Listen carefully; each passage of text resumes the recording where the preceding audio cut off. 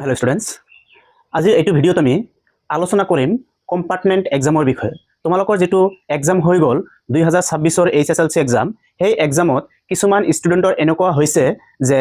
पास करिबलगिया सब्जेक्टतो fail करिसे अर्थात एग्जामत तो लिखि आहिसे भालके किन्तु रिजाल्टत कि पाले फेल पाइसे एतिया किसुमाনৰ কি হৈছে एमसीक्यूत पास হৈছে আৰু যেটো থিওৰি আছে সেই থিওৰিত কম মাৰ্ক আহাৰ কাৰণে फेल পৰি গৈছে অৰ্থাৎ তোমালোকৰ এটা সাবজেক্টত 30 লাগে কিন্তু কিসুমান এনেকুৱা ষ্টুডেন্ট আছে যে 30 তকৈ বেছি পাইছে যেনেকুৱা 35 45 বা 40 ৰ ওপৰত এনেকুৱা নাম্বাৰ থকা সত্ত্বেও সেই সাবজেক্টত फेल আহিছে অৰ্থাৎ এনেকুৱা কন্ডিশন হ'ব পাৰে যে ইয়াত দুটা অপচন থাকে তোমালোকক আগতে কৈছিলো আমি ভিডিওত যে থিওৰিটি পাস কৰিব লাগে আকৌ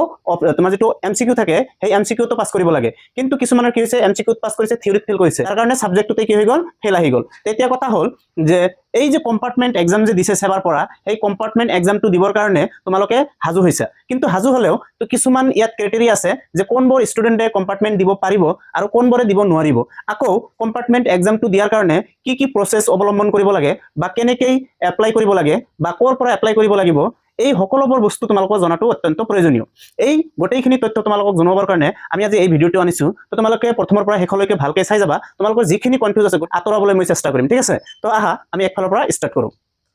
প্ৰথমতে দেখা তোমালোকৰ যেটো কম্পাৰ্টমেন্ট এক্সাম আছে সেই এক্সামটো এপ্লাই কৰাৰ কাৰণে তোমালোকে প্ৰথমত স্কুলৰ লগত কন্টাক্ট কৰিব লাগিব তোমালোকৰ যেটো স্কুলৰ পৰা তোমালোকে পাস আউট হ'ব খুজিছিলা সেই স্কুলতে তোমালোকে যেটো এডমিট আনিছিলা সেই স্কুলতে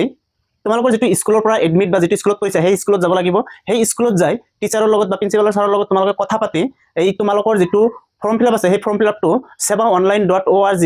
এই যেটো ওয়েবসাইট আছে সেই ওয়েবসাইটৰ পৰা তোমালোকৰ ৰেজিষ্ট্ৰেচন কৰিব লাগিব আকৌ এবাৰ ঠিক আছে ৰেজিষ্ট্ৰেচন কৰি তাত কিছুমান স্টেপ আছে সেই স্টেপ কেইটা আমি আলোচনা কৰিম সেই স্টেপ কেইটা তোমালোকে অৱলম্বন কৰি তোমালোকৰ কি কৰা হ'ব নতুন এটা ৰেজিষ্ট্ৰেচন তৈয়াৰ কৰা হ'ব আৰু তাৰ পৰা স্কুলৰ ফালৰ পৰা এপ্লাই কৰি দিয়া হ'ব ঠিক আছে তো তোমালোকৰ যেটো এপ্লাই হ'ব এটো কৰ পৰা হ'ব স্কুলৰ তৰফৰ পৰা হ'ব স্কুলৰ লগত কন্টাক্ট কৰিবা ঠিক আছে এতিয়া কেনেকৈ তোমালোকে এইটো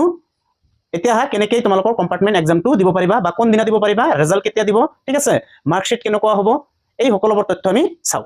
তো প্ৰথমতে আমাৰ আছে এক নম্বৰটো যেটো আমি পইণ্ট লিখি লৈছো ইয়াত আমি 6টা মান পইণ্ট লিখি লৈছো যেটো বহুত ইম্পৰ্টেন্ট পইণ্ট হয় আৰু এই 7টা পইণ্ট তোমালোকে ভালকে জানিলে তোমালোকৰ যিকোনো কনফিউজ ক্লিয়াৰ হৈ যাব ঠিক আছে তো দেখা তোমালোকৰ যেটো প্ৰথমৰ এপ্লিকেশন ডেট এইটো জনা অত্যন্ত প্ৰয়োজন কাৰণ এপ্লিকেশন ডেট জল পাৰ হৈ যায় তেতিয়া কিন্তু এপ্লাই কৰিব নোৱাৰা এতিয়া দেখা এপ্লিকেশনটো কেতিয়াৰ পৰা ষ্টাৰ্ট হ'ব 13 এপ্ৰিল টু 25 এপ্ৰিল ঠিক আছে অৰ্থাৎ তোমালোকৰ মাজত বেছি দিন নাই 13 পৰা 25 দিনৰ এই যেটো 13 এপ্ৰিলৰ পৰা 25 এপ্ৰিলৰ ভিতৰতে তোমালোকে কি কৰি দিবা এপ্লাই কৰি দিবা ঠিক আছে লাষ্টলৈকে কিন্তু না যাবা লাষ্টত গলে তোমালোকৰ কি হ'ব পাৰে যেটো ওয়েবসাইট আছে সেই ওয়েবসাইটটো যদি ডিলে হৈ যায় অৰ্থাৎ তোমালোকৰ স্লো মাৰি দিবা সাৰ্ভাৰ যদি ডাউন থাকে তেতিয়া কিন্তু আকৌ এপ্লাই কৰিব নোৱাৰিবা তাৰ কাৰণে কি কৰিবা 25 তাৰিখৰ কাৰণে ওয়েট নকৰিবা তাৰ আগতে কি কৰি দিবা এপ্লাই কৰি দিবা অৰ্থাৎ 13 তাৰিখৰ পৰা ষ্টাৰ্ট হ'ব তুমি 13 তাৰিখৰ পৰা ষ্টাৰ্ট হ'ব তুমি কি কৰিব পাৰা 13 পৰা ষ্টাৰ্ট হলে তুমি 14 15 তাৰিখত এপ্লাই কৰি দিব পাৰা তাতকৈ বেছি যাতে নলৱা ঠিক আছে তাৰ পিছত দেখা এক্সাম ফিজ ইয়াত তোমালোকে এক্সাম ফিজ দিব লাগে দুই নম্বৰ যেটো পইণ্ট আছে এটো হল এক্সাম ফিজ এই এক্সাম ফিজটো তোমালোকে দিব লাগিব এতিয়া কথা হল এক্সাম ফিজটো কেনেকুৱা হয় দেখা এক্সাম ফিজটো তোমালোকৰ 500 টকা হ'ব পাৰ সাবজেক্ট এতিয়া 500 টকা এটা সাবজেক্টত দিব লগা হৈছে ঠিক আছে না 500 টকা এটা সাবজেক্টত দিব লাগিব আৰু লগতে তোমালোকৰ কি দিব লাগিব 150 টকা দিব লাগিব সেন্টাৰ ফিজ ঠিক আছে 150 টকা দিব লাগিব সেন্টাৰ ফিজটো তোমালোকৰ বাৰে বাৰে দিব নালাগে এবাৰ দিলে হ'ব সেন্টাৰ ফিজটো দিব লাগিব 150 টকা আৰু 500 টকা দিব লাগিব তোমালোকৰ কি পাৰ সাবজেক্ট সাপেক্ষে ঠিক আছে এতিয়া এইখিনি তো হৈ গল তাৰ পিছত কথা হল 3 নম্বৰত যে এলিজিবিলিটি কোন হয় অৰ্থাৎ কোনে এক্সাম দিব পাৰিব এইটো হল সকলোতকৈ ডাঙৰ কথা যে কোনে এক্সাম দিব পাৰিব এইটো হল সকলোতকৈ ডাঙৰ কথা কাৰণ সকলোই যদি এপ্লাই কৰে তেতিয়া কিন্তু এপ্লাই তো তুমি কৰিব নোৱাৰিবা কাৰণ কিছুমান ইয়াত কি দিছে ক্ৰাইটেৰিয়া দিছে আৰু হেইটো দেখা কি কৈছে যে ফেল ইন ম্যাক্স 3 সাবজেক্ট ঠিক আছে তুমি সকলোতকৈ বেছি 3টা সাবজেক্টত ফেল কৰিব পাৰিবা তাতকৈ ওপৰত হলে অৰ্থাৎ 4টা 5টা 6টা হলে তুমি এপ্লাই কৰিব নোৱাৰিবা ঠিক আছে এইবিলাক কথা আমি অলৰেডি আগৰ ভিডিওটো কৈছিলো ঠিক আছে তাৰ পিছত দেখা ইয়াত কি কৈছে and secure at least 170 marks ঠিক আছে 170 মার্ক ঠিক আছে তোমালোকৰ কি কৰিব লাগিব এই যিকিটা 6টা সাবজেক্টৰ এক্সাম দিছিলা সেই 6টা সাবজেক্ট মিলি তোমালোকৰ কমসে কম 170 হ'বই লাগিব ঠিক আছে এনেকুৱা যাতে নহয় যে তুমি 3টা সাবজেক্টত ফেল কৰিছা কিন্তু তোমাৰ কি হৈছে মাৰ্ক যেটো আছে সেইটো 170 তকৈ কম হয় তেতিয়া কিন্তু আকৌ এপ্লাই কৰিব নোৱাৰিবা গতিকে সাবজেক্টত তোমালোকে ম্যাক্সিমাম 3টাত ফেল কৰিব পাৰিলে ম্যাক্সিমাম 3টাত ফেল কৰিলে এপ্লাই কৰিব পাৰিবা নহলে তোমাৰ কি হ'ব আকৌ এই যিমান কিটা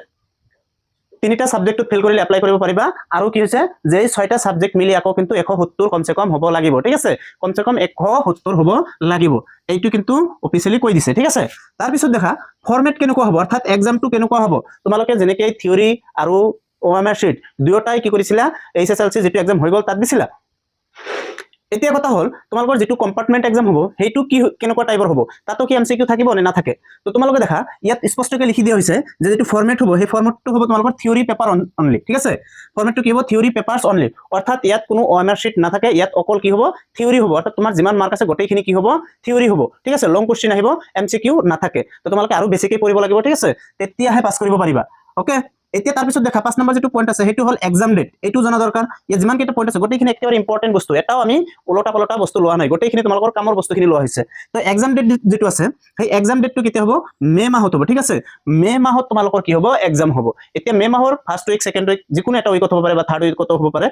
ফোৰ্থ উইকতো হ'ব পাৰে, এইটো একজেক্টলি কৈ দিয়া নাই, জাষ্ট খালি কৈছে কি মে' মাহত হ'ব, ঠিক আছে। আৰু কৈছে ইয়াৰ আগতো হ'ব পাৰে। তো আমি মে' মাহটো ধৰি ল'ম যে মে' মাহত কি হ'ব, তোমাৰ এক্সামটো হৈ যাব, ঠিক আছে। এক্সাম হৈ যাব মে' মাহত, তেনেহ'লে ৰেজাল্ট কেতিয়া আহিব দেখা। 6 নম্বৰ তোমাৰ আছে কি ৰেজাল্ট ডেট। ৰেজাল্ট কেতিয়া দিব এক্সাম হোৱাৰ পিছত, তোমালোকৰ যিটো ৰেজাল্ট আছে সেই ৰেজাল্টটো দিব জুলাই মাহত। কেতিয়া দিব, জুলাই মাহত ৰেজাল্ট আহি যাব, ঠিক আছে। জুলাই মাহত ৰেজাল্ট আহি গ'লে তোমালোকৰ আৰু যিটো এটা বছৰ আছে সেই বছৰটো আৰু কি নহয়, নষ্ট নহয়, ঠিক আছে। তাৰপিছত 7 নম্বৰ হ'ল পাছিং মাৰ্ক, যে এই যিটো তোমাৰ কম্পাৰ্টমেণ্ট এক্সাম আছে ইয়াতো কি 30% লাগে না ইয়াতকৈ বেছি লাগে, হয় নাই, যিহেতু আমি আকৌ পুনৰ এক্সাম দি আছো। তো মনত ৰাখিবা তোমালোকৰ যিটো পাছিং মাৰ্ক সেইটো 30% থাকে, ইয়াত কোনো ইনক্ৰিজ নহয়, ঠিক আছে। ইয়াত লিখা আছে যে 30% in each subject and overall total of 180 marks. তাৰমানে কি কৈছে যে তুমি কি কৰিব লাগিব, কমচে কম প্ৰতিটো সাবজেক্টত 30% পাবই লাগিব, অৰ্থাৎ 30কে পাবই লাগিব। লগতে গোটেই কেইটা সাবজেক্ট মিলি, অৰ্থাৎ 6টা সাবজেক্ট মিলি তোমাৰ 180 হ'বই লাগিব, ঠিক আছে, তেতিয়াহে তুমি পাছ কৰিবা। ওকে, আৰু এই গোটেইখিনি বস্তু তোমাৰ যাতে যেতিয়া কৰিবা, ঠিক আছে, এপ্লাই কৰোঁতে এই ওপৰৰ কেইটা ভালকৈ মনত ৰাখিবা, ঠিক আছে। এইকেইটা তোমালোকে এপ্লাই কৰোঁতে কিন্তু ভালকৈ মনত ৰাখিব লাগিব, ঠিক আছে। আৰু এপ্লাই কৰোঁতে তোমালোকক সহায় কোনে কৰিব, তোমালোকৰ স্কুলৰ যিটো প্ৰিন্সিপাল হয় সেই প্ৰিন্সিপাল ছাৰে তোমালোকক হেল্প কৰিব, ঠিক আছে। তো এই গোটেইখিনি তোমালোকে চোৱাৰ পিছত নিশ্চয় তোমালোকৰ কনফিউজ যিটো আছিল সেইটো ক্লিয়াৰ হৈ গ'ল। আৰু যদি কিবা কনফিউজ আছে তোমালোকে কমেণ্ট কৰি জনাবা, আমি তোমালোকৰ কমেণ্টৰ ৰেছপন্স